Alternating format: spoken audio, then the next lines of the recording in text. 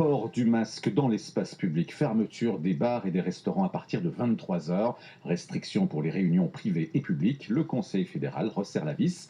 Il passe en mode rouge pour lutter contre la progression alarmante de l'épidémie du coronavirus. C'est un renforcement des mesures sanitaires au niveau national qu'il vient de présenter à Berne, entrée en force dès demain sans date de fin.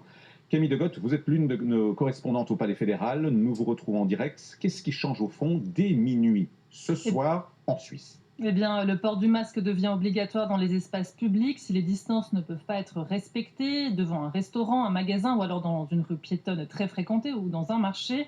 Les jeunes enfants de moins de 12 ans ne sont pas concernés par cette mesure. 23 heures, c'est l'heure à laquelle les restaurants et les bars devront fermer leurs portes désormais. Pour les lieux où l'on mange, ce sera maximum 4 convives par table, sauf pour les parents avec leurs enfants. Et puis, fermeture des boîtes de nuit, des discos et de tous les lieux où l'on danse sur l'ensemble du territoire suisse. Et comment ça va se passer dans les écoles et les lieux de travail? Eh bien, les écoles obligatoires et les établissements du secondaire 2 restent ouverts, mais les élèves du secondaire 2 et les enseignants devront porter un masque. Donc là, on parle des gymnases, des lycées, des écoles professionnelles. Dans les hautes écoles, les universités, l'enseignement sur place est interdit.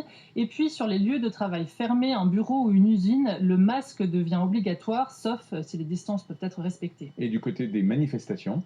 Eh bien, terminer les manifestations de plus de 50 personnes, concrètement, on peut presque parler d'un huis clos pour le foot et le hockey.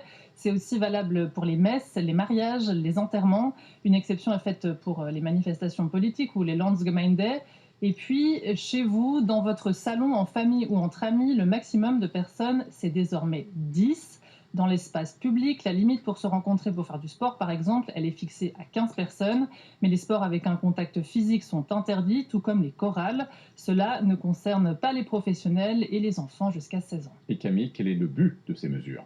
Eh bien, l'idée, c'est vraiment une harmonisation au niveau fédéral. Donc, selon le canton dans lequel vous vivez, les mesures existent déjà ou elles sont peut-être plus strictes. Elles peuvent aussi changer si votre canton prend des nouvelles décisions. En fait, des règles plus strictes sont imposées aux cantons qui jusqu'ici n'avaient pas beaucoup agi. C'est surtout le cas en Suisse alémanique. D'ailleurs, la conférence des directeurs cantonaux de la santé approuve ces mesures. C'est la dernière chance pour éviter le lockdown, a dit Alain Berset, qui tente d'éviter la saturation des hôpitaux. Et puis à noter pour terminer qu'il n'y a plus de quarantaine si vous revenez d'un pays où la situation sanitaire est meilleure que la Suisse. Merci Camille Degotte et le plaisir d'accueillir en direct le